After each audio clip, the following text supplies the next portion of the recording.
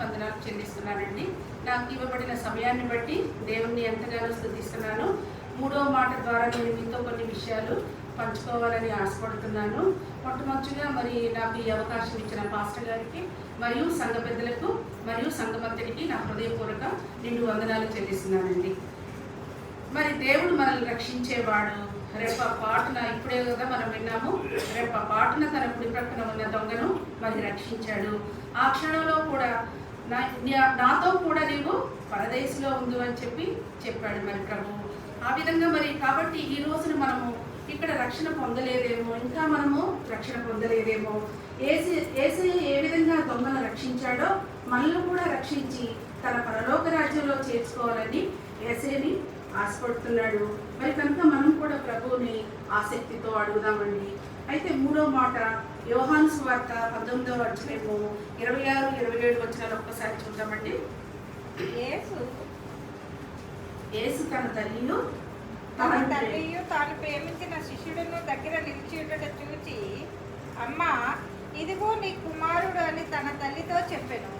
తరువాత శిష్యుని చూచి, ఇదిగో నీ తల్లి అని చెప్పాను. మరియు తర్వాత శిష్యుని చూచి ఇదిగో నీ తల్లి అని చెప్పాను.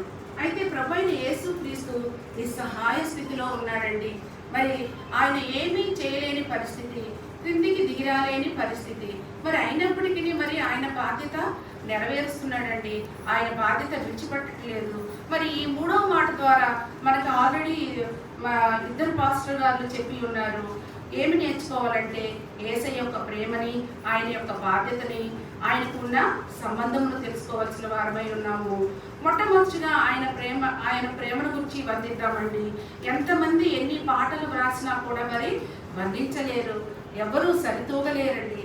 తర్వాత మరి ఈ జన్మంతా మరి ఆయన గురించి మరి వందన చేసినా కూడా మరి మనము ఆయన్ని వర్ణించడానికి సరిపోము. మరి అంత గొప్ప ప్రేమ మరి మన యేసు ప్రభుదండి. కనుక ప్రభు అయిన యేసు ప్రభు మరి సిలువపై నుండి సిలువ దగ్గర ఉన్న తల్లిని చూసి మరి కుమారుడు కలిగిన మూడో మాట అండి. సిలువ దగ్గర ఎవరెవరు ఉన్నారండి? యేసు తల్లి అయిన మరియమ్మ, సహోదరి సలోమి, ఈమె ఎవరండి? యాకోబు యోహానుల తల్లి, క్లోపా భార్య అయిన మరియా, 7 దయ్యాల బారి నుండి విడిపింపబడిన మగ్దలేని మరియా. ఈ 4 స్త్రీలైతే మరి ఒకే ఒక్క పురుషుడు ఉన్నారండి. యేసును ప్రేమించిన శిష్యుడు. అందరూ ప్రభువుని విడిచిపెట్టారు. మరి అందరూ మరి పేతురుతో సహా మరి ప్రగల్భాలు పలికారు. మరి తోమా వీళ్ళంతా కూడా మరి మేమంతా కూడా నీతో ఉంటాము, నీకేది జరిగినా కూడా ముందు మేము ఉంటామని చెప్పిన వాళ్ళు ఎవరూ లేరండి అక్కడ. ఈ 5 మాత్రమే, 4 స్త్రీలు, ఒక్క పురుషుడు మాత్రమే ఉన్నాడండి. కానీ ఈ 5 మాత్రమే సిలువ మీద ఉన్న యేసయ్యను చూస్తూ కుమిలిపోతూ ఉన్నారు. మరి ఆయనకి సమస్తం తెలుసు కదండి.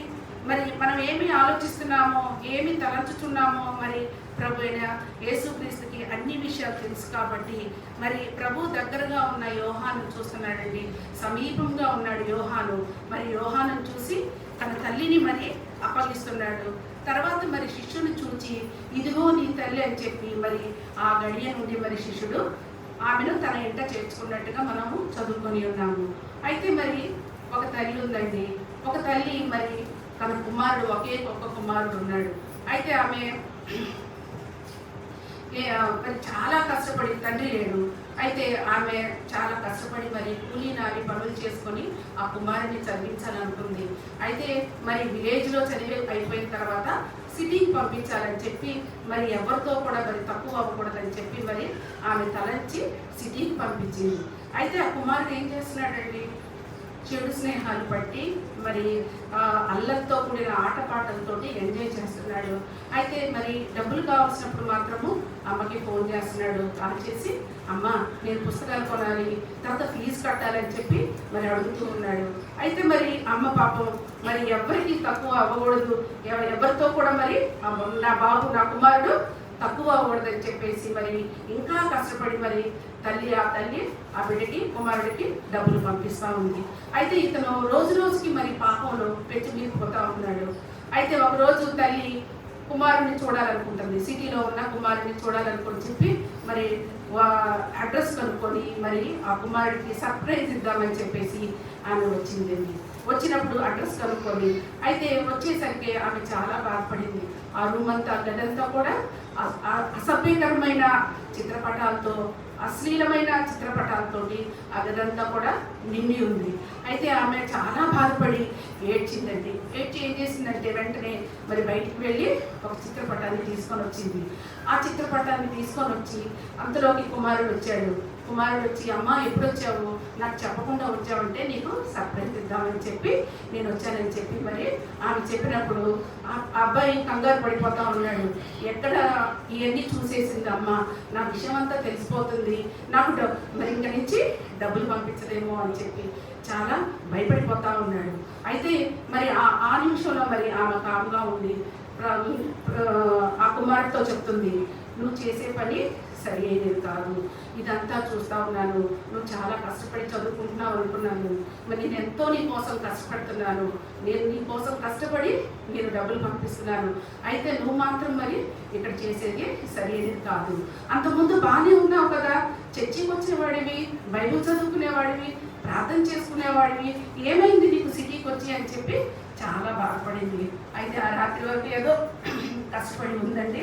ఉండి మరి నెక్స్ట్ డే వెళ్తూ ఆ చిత్రపటం తీసుకొచ్చింది కదండి, తీసుకొచ్చింది ఆ బిడ్డకి కుమారుడికి ఇచ్చి మరి ఈ చిత్రపటాన్ని నీ వద్ద ఉంచుకోమని చెప్పి పంపించింది. అయితే ఆ చిత్రపటం ఏమైందంటే యేసు ప్రభు శిలువలో వేలాడుతూ దీనంగా చాలా మరి బలహీనంగా చూస్తూ ఉన్న ఫోటో అనమాట. అయితే మరి సెంటిమెంట్ ఉంటుంది కదా కుమారుడికి. అయితే ఏం చేస్తాడంటే మరి పడివేయకుండా దాన్ని గదిలో పెట్టుకొని మరి రోజు చూస్తూ ఉంటాడు. బయటికి వెళ్తున్నాడు యాజ్ యూజువల్, మరి కాలక్షేపం చేస్తున్నాడు, ఎంజాయ్ చేస్తున్నాడు, స్నేహితులతో బయట తిరిగి వస్తున్నాడు. మళ్ళీ వచ్చి ఇంట్లోకి వచ్చినప్పుడు మరి ఆ గదిలో ఆటోమేటిక్గా చూడాల్సి వస్తుంది కదా రోజు. అయితే చూస్తూ ఉన్నాడు. అయితే 4 రోజులకి అతనికి ఏంటి, నేను సిలువ ముందు ఈ అసభ్యకరమైన పోస్టర్లు పెడుతున్నాను, మరి ఇవన్నీ దేవుడు పరిశుద్ధుడు కదా, ఇవన్నీ తీసేద్దామని చెప్పి అవన్నీ తీసేసి బయట పడేస్తాడు. అయితే మరలా బయటకు వెళ్తున్నాడు, స్నేహితులతో ఎంజాయ్ చేస్తున్నాడు, తిరుగుతున్నాడు, వస్తున్నాడు. అయితే చిన్న చిన్నగా అతనిలో మార్పు, ఇంకింత మార్పు స్టార్ట్ అయింది. ఏంటి, నేను యేసు ప్రభు రోజు చూస్తున్నాడు, చూడకుండా ఉండలేకపోతున్నాడు. ఎందుకంటే అమ్మాయి ఇచ్చింది, ఒకే గది ఉంటుంది, మరి ఆ గదిలో ఫోటో కనపడుతుంది, చిత్రపటం. అయితే చూస్తూ ఒకంత మార్పుతో ఏం చేస్తాడంటే, ఏంటి నేను ఏమన్నా తప్పు చేస్తున్నాను అని చెప్పేసి 2 రోజుల తర్వాత మరలా కళ్ళు మూసుకొని పడుకున్నా కూడా అతనికి నిద్ర పట్టదు. అబ్బాయి లేచి వెంటనే నేను చాలా తప్పు చేస్తున్నానని చెప్పి ఆ చిత్రపటం ముందు మోకరించి ప్రార్థన చేస్తాడు. ఏమని, ప్రభా నా పాపాలను క్షమించు, ఇప్పటి వరకు నేను నీకు చాలా దూరంగా ఉన్నాను ప్రభా, నన్ను క్షమించు. అమ్మ ఎంతో కష్టపడి నాకు డబ్బులు పంపిస్తుంది, అయినా నేను ఇవన్నీ పట్టించుకోకుండా సిటీకి వచ్చేసి ఎంజాయ్ చేయడమే లైఫ్ అనుకున్నాను, స్నేహితులతోటి పబ్బులు షికార్లు తిరగటమే అనుకున్నాను. ప్రభా నన్ను క్షమించు, నీవు నా కోసం ఇంత శ్రమపడి మరి నా పాపాలు క్షమించడానికి కోసం నువ్వు ఈ శిలువలో వేలాడుతున్నావు, నేను ఇవన్నీ చూడట్లేదు ప్రభా, ఇప్పుడు నేను గుర్తు చేసుకుంటానని చెప్పి ఆ రోజు అప్పటికప్పుడు మరి మార్పు చెంది మారు మనసు పొంది రక్షణ పొందున్నాడు. అదే తెల్లారి ఫోన్ చేశాడు అమ్మకి. ఏమని ఫోన్ చేశాడంటే, అమ్మ నేను చేసిన తప్పు చాలా మరి తప్పు అయినప్పటికీ నువ్వు నన్ను గద్దించావు, కానీ బుజ్జగించావు, చూసావా, అక్కడే నాలో మార్పు కలిగింది. నువ్వు గట్టిగా తిట్టి నువ్వు అడిగి వెళ్ళిపోయి మళ్ళా నాకు డబ్బులు పంపించకపోతే నేనేమన్నా మరలా ఎంజాయ్ చేయటము, కాలక్షేపం చేయటము చేసేవాడినేమో. నువ్వు ఎప్పుడైతే నన్ను బుజ్జగించావో నాకు అప్పుడు ఆలోచన స్టార్ట్ అయిందని చెప్పి మరి అమ్మకు ఫోన్ చేసినప్పుడు చాలా సంతోషించింది.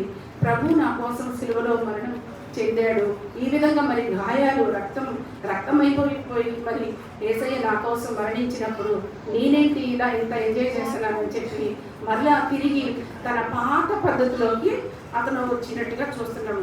కనుక మరి ఇక్కడ మనము యేసు ప్రభుని చూద్దామండి. సిలువలో ప్రభు ఆ స్థితిలో ఉండి కూడా తన ప్రేమను చూడకుండా ఉండలేదండి. ఎంతగా ప్రేమిస్తున్నాడంటే మనం అందుకే చెప్తా ఉంటాం కదా, యేసయ్య ఏంటి, ప్రేమమయుడు, ప్రేమకు నిలువెత్తు నిదర్శనం ఎవరు, యేసయ్య, మన యేసయ్య. మరి నిస్సహాయ స్థితిలో కూడా యేసయ్య మరి తన ప్రేమను విడిచిపెట్టట్లేదు. అయితే మరి ప్రభు శిలువలో ఉండి తల్లిదండ్రులను కూర్చున్న ధర్మశాస్త్రం నెరవేర్చుతున్నాడు. మొదటి మాట ఏమో క్షమాపణ గురించి మాట్లాడాడు, రెండో మాట రక్షణ గురించి మాట్లాడాడు, మూడో మాట వచ్చేసి దేవుడు ధర్మశాస్త్రాన్ని విడిచిపెట్టట్లేదండి.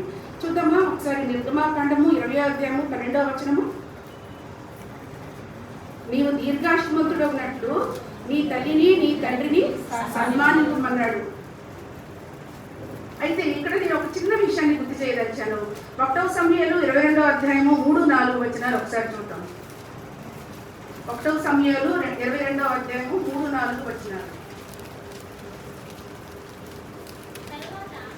తరువాత దావీదు అక్కడి నుండి బయలుదేరి మోయాబులోని మిస్పేకు వచ్చి, దేవుడు నాకు ఏమి చేయనిది నేను తెలుసుకునే వరకు నా తల్లిదండ్రులు వచ్చి నీ యొద్ద నుండనిమ్మని మోయాబు రాజుతో మనవి చేసి అతని యొద్దకు వారిని తోడుకుని పోగా, దావీదు కొండలలో దాగి ఉన్న దినములు వారు అతని యొద్ద కాపుడు ఉండేది. అయితే దావీదుకి సౌలు నుండి అపాయం కలదని మరి గ్రహించేసి మరి పారిపోయాడు. దేవుని యొక్క అనుగ్రహం కోసం వెయిట్ చేయాలని చెప్పి ఆలోచనతోటి మోయాబు రాజుతో చెప్తాడు, నా తల్లిదండ్రులను నేను వచ్చే వరకు, నాకు దేవుడు ఆజ్ఞ ఇచ్చే వరకు ఏమి సెలవిస్తాడో నేను వెయిట్ చేయడానికి కొండ గుహల్లో దాక్కోవటానికి వెళ్తున్నానని చెప్పేసి మోయాబు రాజుతో మాట్లాడుతున్నాడు. అయితే మరి ఇక్కడ తల్లిదండ్రుల పైన దావీదు బాధ్యత చూస్తున్నాము. అదేవిధంగా దావీదు కుమారుడైన దావీదు వంశంలో పుట్టిన యేసు ప్రభు కూడా ఈ బాధ్యతను నెరవేరుస్తున్నాడు. మరి మత్తయి సువార్త 13:55-56 ఒక్కసారి చూద్దామండి.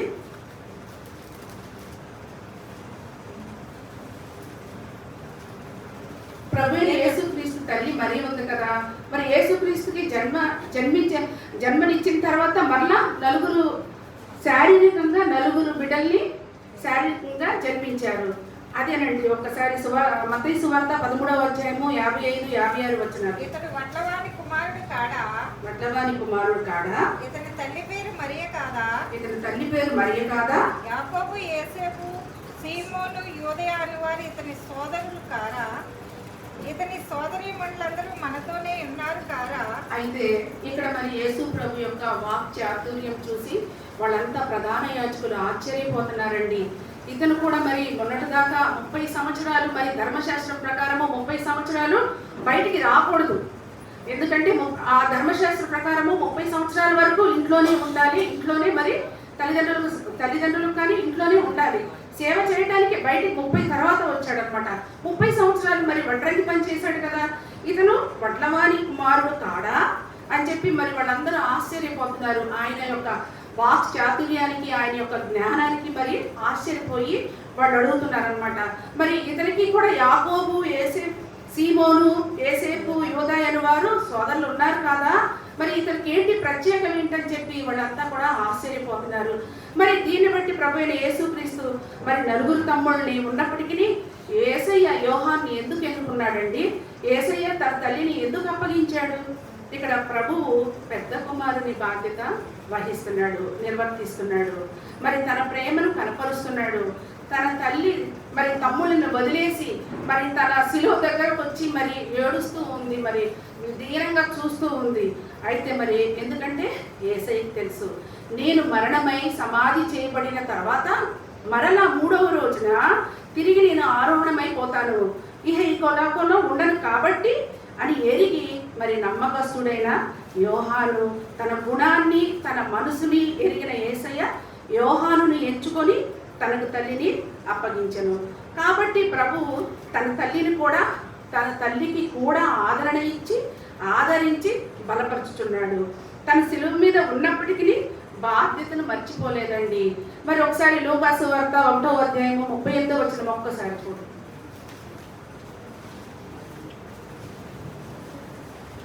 అందుకు మరియా, ఇదిగో ప్రభు దాసురాలను నీ మాట చొప్పున నాకు జరుగును గాక అనెను.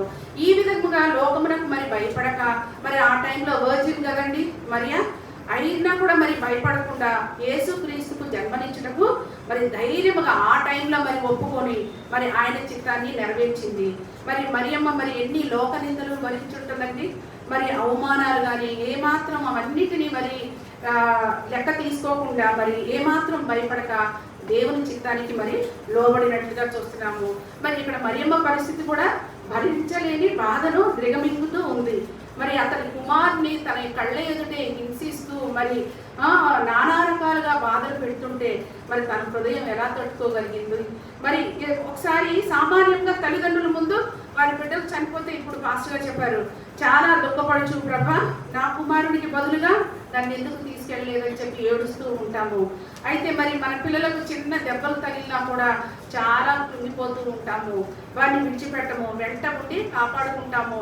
చిన్న మరి తల్లులు మరి బిడ్డలు ప్రయాణాలు చేస్తుంటే వారు వచ్చేంతసేపు కూడా మరి వాళ్ళ ట్రావెలింగ్ అంతా కూడా మరి ప్రార్థనలు చేస్తూ ఉంటారు. వారి క్షేమాన్ని తెచ్చేయమని, కాపుదల తెచ్చేయమని, వారి వెంట ఉండమని చెప్పి, మార్గాన్ని సరళం చేయమని చెప్పి మరి మనం ప్రార్థన చేస్తూ ఉంటాము. ఇది నార్మల్ తల్లులు. మరి ఇక్కడ మరి ఆయన మరి దేవుడు మరి సృష్టికర్త, సర్వలోకానికి సృష్టికర్త అయిన మరి తండ్రి మరి శిలువ మీద ఉన్నప్పుడు ఆ తల్లి హృదయం మరి ఎంతగా మరి వేదన చెందిందో మనకి ఈ విధంగా అర్థమవుతుంది.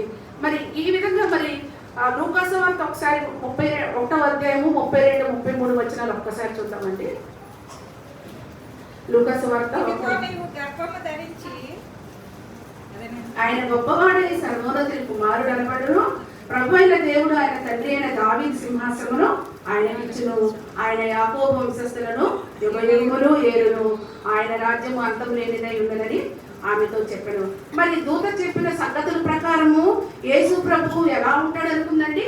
రాజై బంగారు కిరీటాన్ని ధరించి పట్టు వస్త్రాలతో మరి ఈ సింహాసనం అధిరోహించి మరి యూదుల్ని మరి శాస్త్రులు, పరిసయ్యులు, ప్రధాన యాజకులు వీళ్ళందరినీ కూడా ఏర్తాడని ఊహించుకొని ఉంటుందండి ఆమెకి ఇచ్చిన వాగ్దానం ప్రకారము.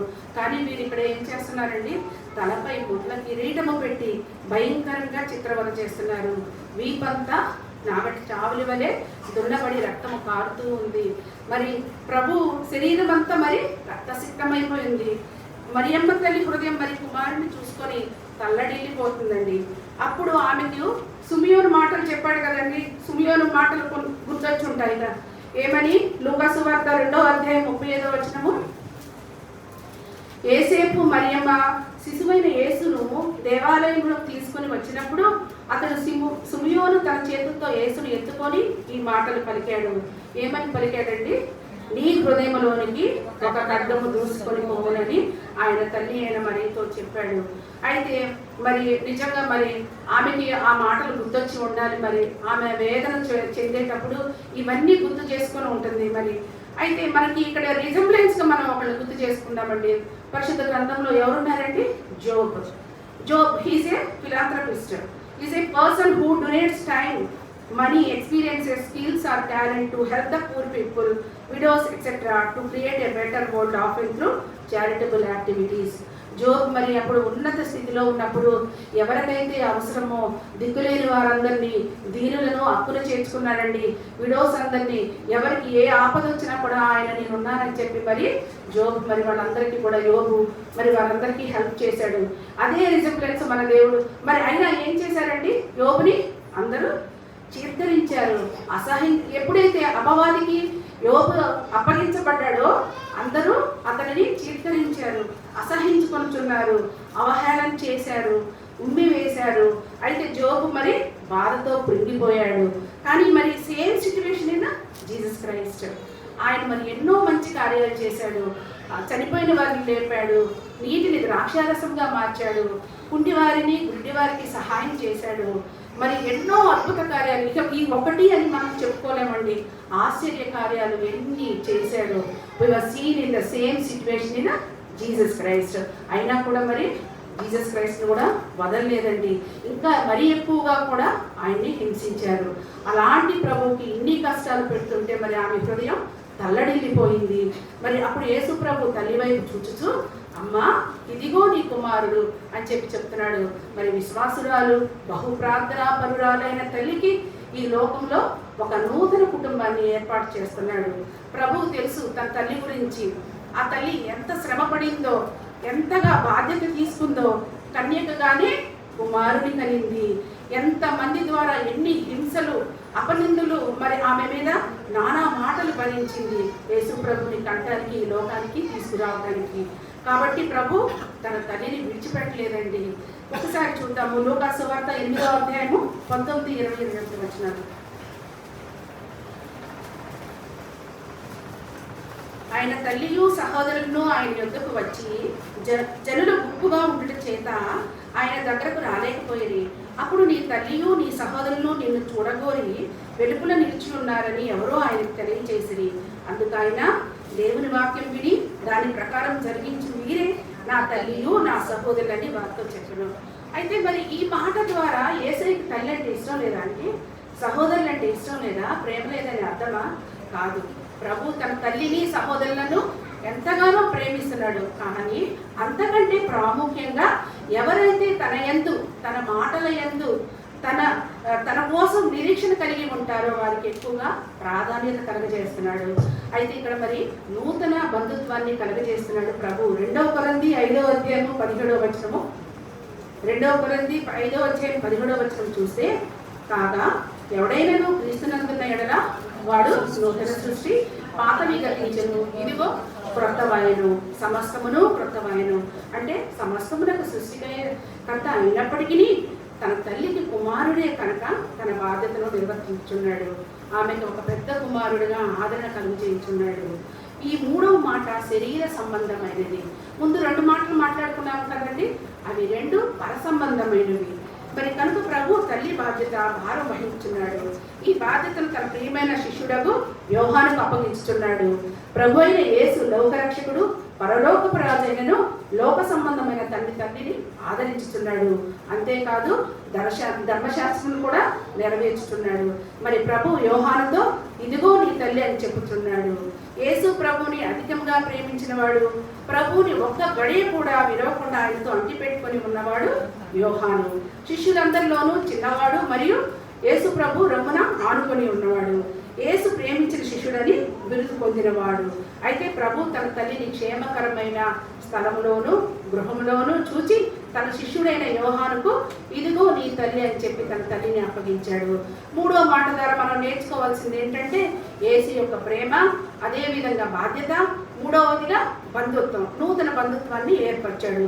ఈ రోజుల్లో బంధుత్వం ఎలా ఉందండి? కుటుంబాల్లో ప్రభువు చెప్పిన బంధుత్వం ఎక్కడా లేదండి. లోపల ఎన్నో కుట్రలు కక్షలతోటి మరి ఎంతో మంది మరి గొడవలు. అయితే మరి ఇప్పుడు ఎన్ని ఓల్డ్ ఏజ్ హోమ్లు ఏర్పడ్డాయండి. ఎందుకోసము? ఎక్కడ కుటుంబంలో సఖ్యత లేకపోవటం వల్ల. ఎవరైతే యేసయ్య దగ్గరకు వస్తారో వారిని నూతన సృష్టిగా చేసి నూతన బంధుత్వం కలుగు చేస్తానని చెప్తున్నాడు. అదేవిధంగా మరి యోహాను తీసుకొచ్చి తన తల్లిని అప్పగించాడు. తన తల్లితో చెప్తున్నాడు, అమ్మా ఇదిగో యోహాను నీ కుమారుడు అని, నా బాధ్యతలన్నీ యోహాను నిర్వర్తిస్తాడని చెప్తున్నాడు. అదేవిధంగా మరి తన ప్రేమను కనపరిచాడండి. తన బాధ్యతను అక్కడ ముగించారు. అదేవిధంగా బంధుత్వాన్ని ఏర్పరిచాడు. దేవుడు ఈ కొద్ది మాటలను తన వినికిడిలో దీవించి ఆశీర్వదించాడు.